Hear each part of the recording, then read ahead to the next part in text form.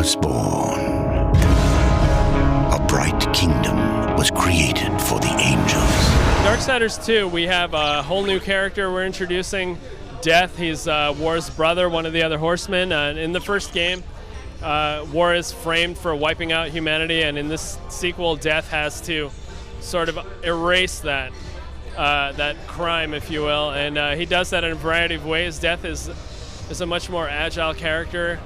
We added a lot of elements that make it feel a little bit more like an RPG, like skill trees that are customizable. That affects the combat in a number of ways. Before, we had chests in the world. If you explore, you'd find some cool stuff. That's still there. Way more of those. What we didn't have before is loot. Every single creature you kill now drops money or some kind of reward, so you're constantly getting new stuff, and you'll have to sort of weigh like what bonuses matter to you. There's stats now, so it really does feel more like an RPG. So the scythe is the primary weapon this time out. War had the Chaos Eater, which was the huge sword. So the dual scythes do form into one large scythe depending on the combo you're doing, but you can map a secondary weapon to the Y button.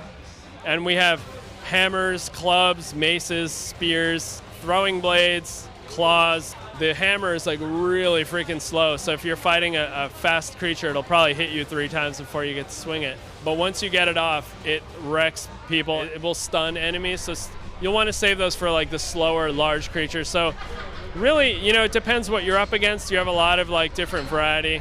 Is he the end of man or the beginning? We do have quests now. That's another huge addition to the game. And you'll be returning to these areas and talking to the NPCs, interacting with characters. There's like a demon city that has like demon NPCs and merchants and stuff like that. You'll have to interact with them a little more deeply, not just killing them, but actually now relying on them for help. There's like an angel area. There's like a big forested area. There's an area of the undead with like, skeletal warriors and an undead king, which you guys saw on the ship that's being pulled by giant serpents. It's like way more over the top. So little. I have an offer in mind. Right now it's like all speculation, but I will say we were so freaking excited that it was a Wii U launch title. We just have a lot of respect for Nintendo, obviously, and it's like huge for a new studio like us with a new IP. I see you, Rider of Death. We always plan the series. I mean, we're planning for more, and until somebody stops us, we'll keep making more. We always planned it as a series from the beginning, and since we didn't get to do our dream of like 4-player co-op, we're gonna keep working on this thing until we can finally do that.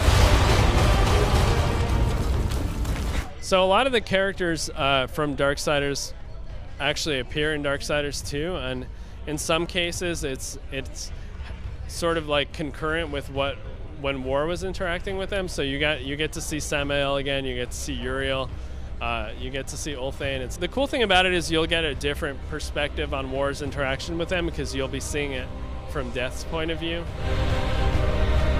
DarkSiders 2 will be coming out on the PS3, 360, Wii U, and probably PC, and that's in 2012.